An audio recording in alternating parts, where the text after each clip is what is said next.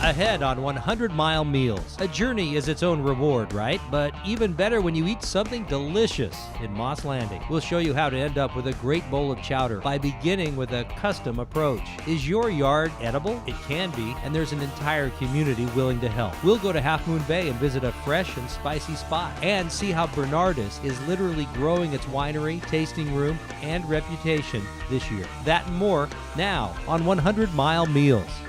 Hello everyone, I'm Romney Dunbar. Thanks for joining us for a new episode of 100-Mile Meals, celebrating all things foodie in Northern California. We're glad you're along to taste what's new from the field, on the menu, or in the glass. And we begin our tour with a local favorite on Monterey's Fisherman's Wharf. You don't get any closer to the bounty of the Monterey Bay than the Abalonetti Bar and Grill. This institution on Monterey's Old Fisherman's Wharf has been providing fresh, local seafood in a relaxed atmosphere for more than 60 years. It's casual dining, it's all about the food, great seafood, as much local seafood as we can find. It's been in Monterey since the 1950s, synonymous in this area with calamari. We serve tons of calamari. It's all local squid, brought from the fishery into our kitchen to your table. And what goes better with fried calamari than French fries? We serve a lot of calamari and fries. So the quality of the fries is very, very important. And over the years, we've tried a number of different brands, but McCain's is the best. We get great guest satisfaction from the McCain products. They cook up well, they hold well, and I wouldn't change. Abalonetti Bar and Grill's commitment to locally sourced products goes beyond its calamari, though. From Salinas Valley produce to barbecued sardines fresh from the bay. They believe local is always better. We have original and only antipasto bar, so a beautiful display of mostly vegetables from the Salinas Valley and cheeses and things like that. Also our great marinated squid right out of Monterey Bay. And we assemble platters of that for folks. Vegetarians love it. Groups that come in will put platters of antipasto on the table, and everybody really enjoys it.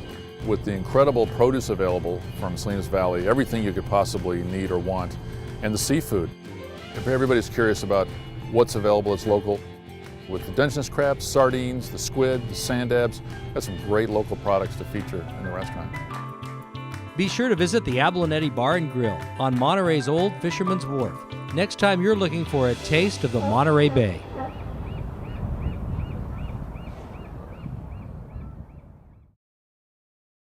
Hi, I'm Romney Dunbar. We're proud to announce our new program, 100-Mile Meals. Join us as we explore our local food market. From a farm or field to the table at a local restaurant or even your own home. We call it 100-Mile Meals. 100 miles is not a rule or a requirement, just a reminder that fresh and local are two great ingredients and go together like sweet and sour, salt and pepper, or as Forrest Gump might say, peas and carrots. You know, and people are always enjoying it because you're sitting here and they'll ask you, well, where's this Pinot from? It's from 20 feet right there. You know, and then that really seems to get them excited because it's fun to sit here next to the same vine that you're drinking. You know, it really is. Our program is a fun and informative way to get to know food culture of the Greater Bay areas, her agriculture and the events, restaurants, and wineries that populate our area. Use our program and website, 100milemeals.com, as a resource to learn about new food ideas and sources, and to get your message out to a fresh, local audience. We use a long table with room for everybody for a 100-mile meal. We're really concentrating and focusing on what Monterey has to offer. And again, the food, even our beef and steaks are from within 100 miles from this point right here. Being that we have our beautiful neighbor, the Salinas Valley, in our backyard, with this bounty of fresh vegetables and fruits of all kinds, I really try to incorporate all that freshness into the menu. All of our food is 100% natural and as organic as it can be. So enjoy our program and enjoy using our program to reach new customers on TV, web, and social networks. 100-Mile Meals.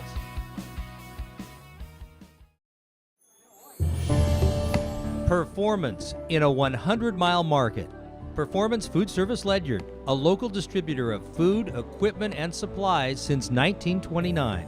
family run for decades, and now part of Performance Food Group, one of the largest food service distributors in the nation. That new relationship gives Performance Food Service Ledyard the benefit of purchasing power and the level of quality control that vendors and their customers appreciate. Performance Food Service Ledyard views itself as a partner with hundreds of food service operations, and while earning trust, has earned awards. Performance Food Service Ledyard has been recognized both locally and nationally with outstanding sales and service awards. But it's not the awards that count. It's the reward of working with the customer to profitably grow their business. Performance Food Service Ledyard, serving the 100-mile marketplace.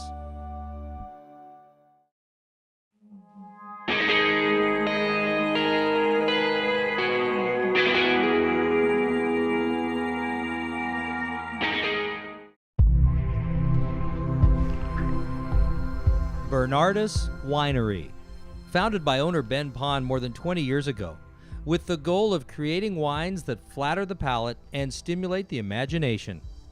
Achieving that goal is a three-prong effort that begins in the vineyards, where Matt Shea stewards these vines from planting to cultivation. This is the Ingrid's Vineyard, and this is one of the first vineyards planted in Carmel Valley. It's planted to Chardonnay and Pinot Noir. It's especially important to our winery because it's so close to our tasting room. We can use it as an educational facility. We can take guests and walk through here, and they can really get the hands-on experience. We're about 9.5 miles from the ocean right now, so we really get that maritime influence, which allows us to grow the Pinot Noir and the Chardonnay, unlike our other vineyards that are 25 miles further east, where we grow the Bordeaux varieties, the Merlot, the Cabernets, and whatnot. We were kind of the pioneers in this area. We've stayed at a relatively small size so we can focus on our customers and really giving people that experience. We've eliminated herbicides from our program. We do all mechanical cultivation here. We pull leaves to create a fruit zone that has ventilation and doesn't get mildew, so we don't have to use sprays. So we're always looking for ways to soften our approach to farming here. After harvesting, the grapes are moved to the winery, where winemaker Dean DeCorth handles the next phase of the Bernardus experience. When we first started here back in the early 90s, there was only a handful of wineries really in the whole county, and now they're almost countless, including all the small people that are doing a few hundred cases, up to the people that are doing several, maybe 100,000 cases. We're kind of in the middle zone. We're about 50,000 cases total. Roughly half of that's Chardonnay, which has been really a successful program for us, along with the Sauvignon Blancs. We do quite a few Pinot Noirs from little single vineyard areas, along with, of course, the Marinas. The way I look at it is, if you like dry, crisp white wines and you don't like from oak, then you can get a Sauvignon Blanc. If you like something round, buttery, a real traditional, like white Burgundy style Chardonnay, we do that. In the reds, it's kind of the same. You've got sort of a soft, round, approachable red wine in all the Pinot Noirs, and then something more structured, a bigger, intense red wine, we have Marinas. Our vineyard manager, Matt Shea, is a really excellent partner for me. He's in charge of all the vineyards here in the valley, our own estate vineyards. We've worked a lot to improve those vineyards. I think it's another reason that we've been able to increase quality over the years. I never stop experimenting and stop pushing the envelope forward. I've been doing this 30 years now, and I'm still discovering new things every year. Every year I experiment in little lots to see if I can make something better. So it's constantly progressing and constantly, I think, getting better. I think we're making the best wines now we've ever made at Bernardus. Finally, the fruits of this labor are ready to be enjoyed in the newly expanded Bernardus Tasting Room. We have a newly refurbished tasting room that has basically 3 venues where you can have an intimate tasting with 2 people, or you can go outside to our great patio and up to 100 people can spend time out there and drink wine. Bernardus Winery was the first tasting room out here. Others followed, but for many years there were only 5 here. Now there are 18 tasting rooms, and it's a lot of fun because more people are coming out. We are a destination. The greatest surprise, and we hear it 99% of the time, truly 99% of the time, is most people who don't like white wine or Chardonnay will come in and say, I don't like any Chardonnay, don't pour me Chardonnay. We pour them our Chardonnay, they buy it and walk out the door with it.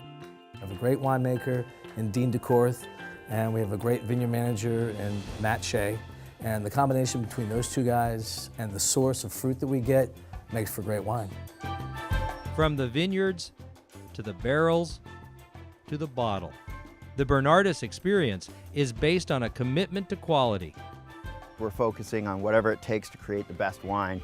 So when you come out to the village, you're going to know at Bernardus you're always going to get a great bottle of wine. Everything we do is by hand, everything's picked by hand. I like to think that Bernardus Winery has a uniqueness to it because you have different personalities, and each one of those different personalities expresses the Bernardus experience, but in a different way. Visit the tasting room at 5 West Carmel Valley Road, or visit the website at bernardus.com.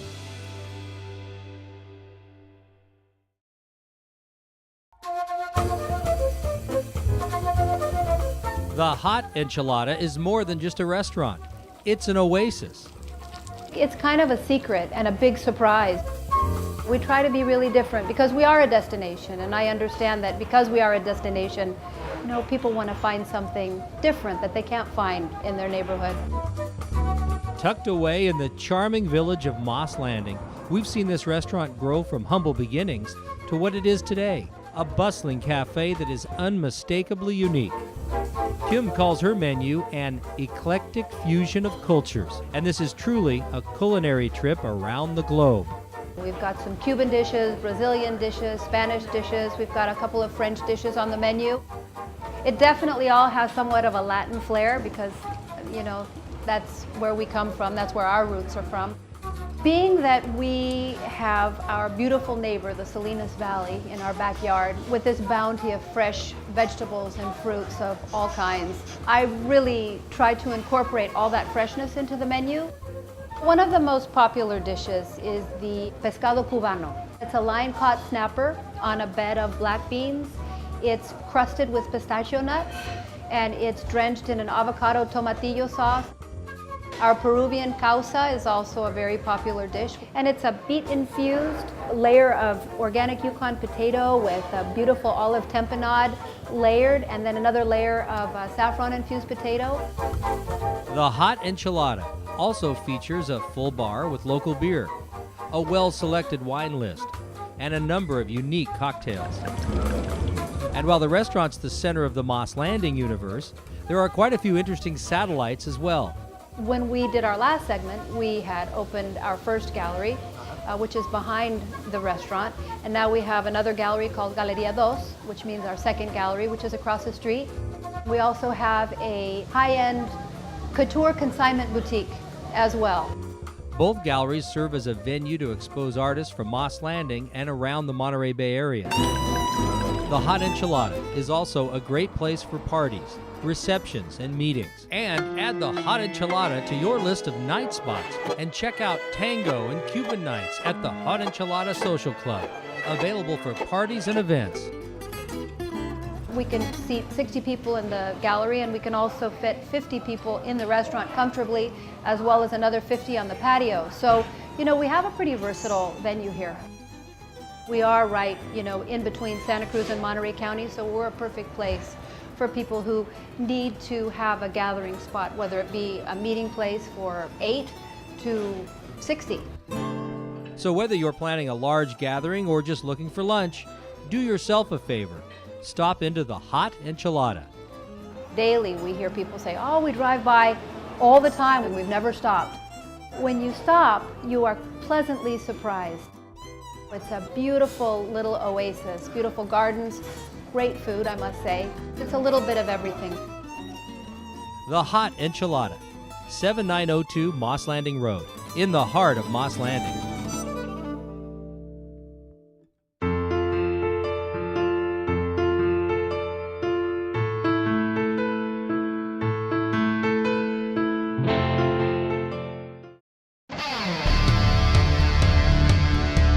Firefish Grill has rejuvenated this traditional family restaurant space on the century-old Santa Cruz Wharf. And at the same time, it's helping rejuvenate the entire Wharf business district. The right combination of real mesquite grilling, fresh local seafood, and fantastic waterfront views is drawing record numbers out onto the pier. This is like a spot where people come and take mini vacations. Every night when it's like we pull up all the shades at sunset, it's beautiful. You can never get tired of that. One staple of all great seafood restaurants, clam chowder. Chowder soups and bisques here are a staple, all right. Some 70,000 bowls a year are sold, or 4 to 5 35-gallon pots a week are made. And a great finish begins with a great base, a custom base. This when it started, really good chowder when they're using that kind of base, right? And you see, I mean, we cook a lot of chowder. We do a lot of chowder. We're doing like maybe between 4, 5, sometimes 6 batches of 35 gallons a batch, and every week. Part of a really good chowder is it's you can just tell in the bowl, right? I mean, just consistency and all of that. Right? Yeah, pretty much the consistency is like that, and you know, it's like creamy, nice creamy, nice taste. First thing I started is with the vegetables, and a bacon and butter, and sauteed it for a little bit. Then after that, I add the clam base. Give it a good texture, good smoke in the soup, you know. And after that, I add the water and the clams, and you know, and potatoes. Bring it to boil. Then after that, it's like my root is to finish it. Then we add some heavy cream. It's the way they make it really good. Yeah. The heavy cream is tasted really good. Good. So I have to do what everybody wants to do, and that is the ultimate test of the chowder, Jesus, is right here, isn't it? Yeah, go ahead. Oh yeah. It's good. It tastes, the bacon and the clams bacon, and then, yeah. Oh yeah, it's good. The Pacific Ocean out the window, mesquite in the grill, and custom starters in the chowder make this restaurant worth the trip, and a 100-mile meal menu. Nice, hot, nice, small taste.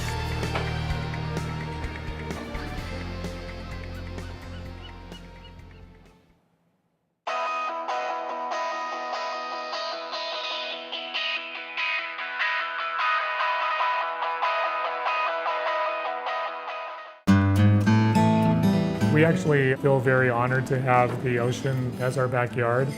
We're driven to purchase local, fresh seafood as opposed to something frozen or flown in. You could say that fresh seafood is in Robin O'Connor's DNA. I love fresh seafood. It's my favorite food. I've been working in the restaurant business pretty much all my life after high school, so it's in the blood. As the general manager of Half Moon Bay's Princeton Seafood Market, Robin's philosophy is to bring you the flavor of the ocean from across the street and right to your plate. One of our dishes, a local favorite, is the halibut pesto. We take a nice local fresh halibut fillet, charbroil it, seasoned with McCormick lemon pepper, put it with some red potatoes, top it off with a pesto cream sauce, and some local vegetables. People love the halibut, it's nice white fish. The lemon pepper goes perfect with it. A local halibut's caught right off of our shores. All the boats are right in the fleet in our harbor, and we buy our fresh catch every day. We have a black and blue steak sandwich. It's a black Angus flat iron steak, seasoned with Montreal McCormick steak seasoning. We put some shaved onion strings on it, Stella blue cheese crumbles, chipotle mayo, and a little garlic fries on the side. All of our spices are McCormick, but we use a Cajun spice for a lot of our spicier dishes, a McCormick lemon pepper for our chicken and seafood, and all of our black Angus steaks get Montreal steak seasoning. Whether it's seafood or produce, Robin says it's all about keeping the dishes as local as possible. Half Moon Bay is known for artichokes and Brussels sprouts, so among other things, we feature those two vegetables as much as we can.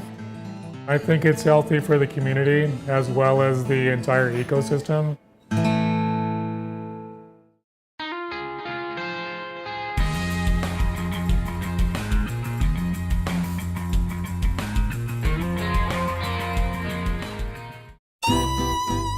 When you think of olive oil, don't automatically think of Popeye.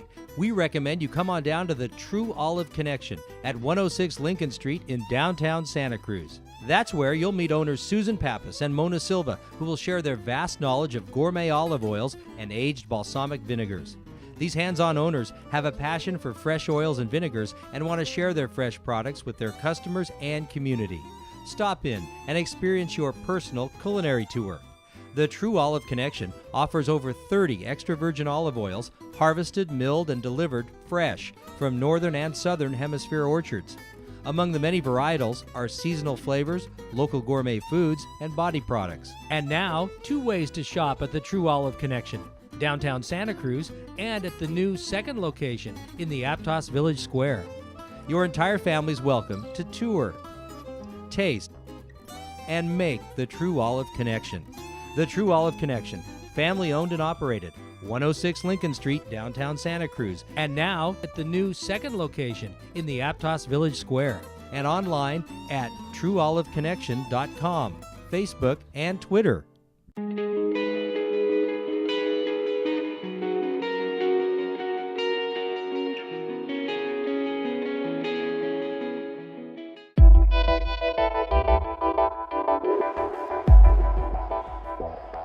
You don't have to be among the biggest to be among the best. The Big Sur Food and Wine Festival has earned its way into TripAdvisor's Top 10 Food Festivals of America list. And if you've ever been or never been, believe me, getting to Big Sur is an unforgettable journey. We're never the same. We change everything up all the time. This is our first year working with state parks and having this event here at this extraordinary location. I mean, here we are in a huge natural bowl. We've got Mount Manuel behind us. We've got these beautiful spreading sycamores, some of which are starting to change color. We've got the redwoods.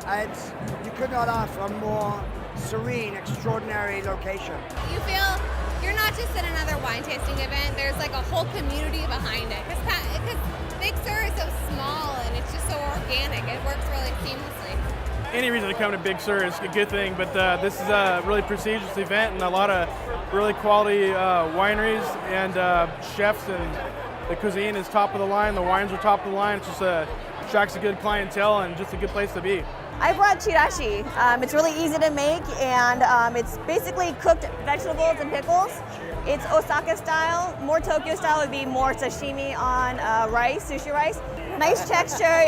You can serve it room temperature. It's easy. A lot of flavor.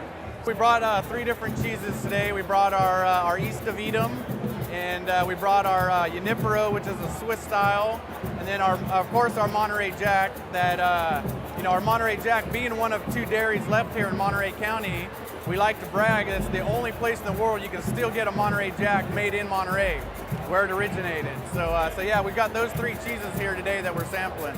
It's somewhat of a social reunion, of course. We used to live down here for several years, so for us it's a chance to come back and see our neighbors. But it's also, for me personally, like a real celebration of Big Sur in the autumn. Especially after this first rain, it's super clean, and it's just a way to really kind of dig deep and enjoy autumnal Big Sur. Yeah.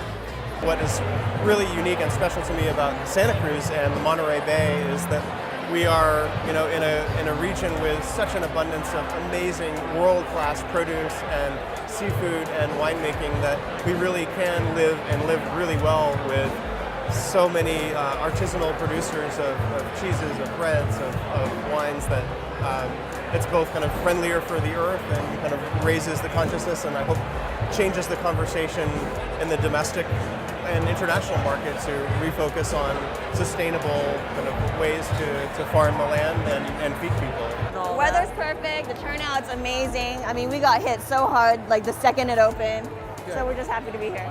For me, there's that feeling of great camaraderie and great generosity, and literally people tell me, the wineries and chefs, if there was one event in the year that we would go to, it would be your event, Big Sur. And that speaks volumes to what this committee and organization as a whole has manifested. Big Sur Food and Wine spotlights this culinary destination awaiting year-round and helps raise money for the eclectic but close and supportive community here. The Fire Brigade, schools, health center, and arts programs all benefit from this 3-day celebration of food, wine, and scenery. Here we live in Monterey County, which is Pinot and Chardonnay driven. And I don't feel at all in any shape, form bad about bringing our wines in here. You know, when you go to a food and wine, it's not just one county. So I'm here to represent what we do here up in Sonoma. So we believe in what we do. The wineries are producing superior Bordeaux varietals like their Cabernet and their Malbec and their Petit Verdot. Everything is just extraordinary, amazing. It's basically the reward for, driving, 5,000 miles during harvest and midnight punch downs and pump overs and, reconnecting with old friends. And, we do a little bit of business certainly in Big Sur. They have our wines at the Roadhouse. But it's mainly just rest and relaxation and in a setting that I love. I do this for one reason, not exposure, to be honest. It's to give back to the community here in Big Sur. They drive 45 minutes to Monterey once a week, twice a week, and they always stop at our place. I'm talking about half the community here literally come to sushi, and that's why I'm here to say thank you. Big Sur is kind of a place that I always go to get away and relax anyways, and to come down and do some business here is awesome. Miss it this year? Don't worry. Big Sur is always open, welcoming and awaiting your next unforgettable journey down Highway 1.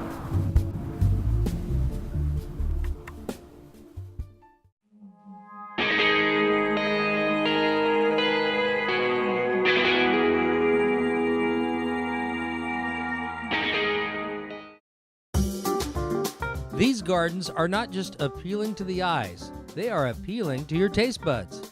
And that's the point of the annual Edible Garden Tour. A walking tour of gardens sponsored by the group Slow Food Santa Cruz celebrates urban gardens that don't just feed the senses, but help feed households. Our mission is good, clean, fair food for all. So that's essentially what we're promoting with our chapter here in Santa Cruz. Good is sort of about taste, about flavors and about health. Clean is about sort of the environmental impact of the food, organic, etc. And then fair really, I think, is the most complicated facet of that whole puzzle because you're talking about fair prices for that good and clean food, and also fair sort of labor practices and the folks that are growing and harvesting the food and making sure that whole process has social justice embedded in it. People come on the tour to get new ideas about anything from pest control organically to water, which is a huge issue for us in this area right now. So it's a great way to learn new tips and tricks from people that have been doing it longer. One of those experienced gardeners is Joe Coberly of Edible Ecoscapes. Joe's home garden was just one of many examples on the tour.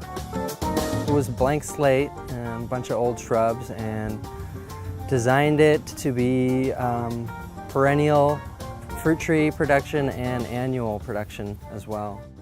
It started with enjoyment and hobby, and realized that I could do it for a living and spread the passion to other people.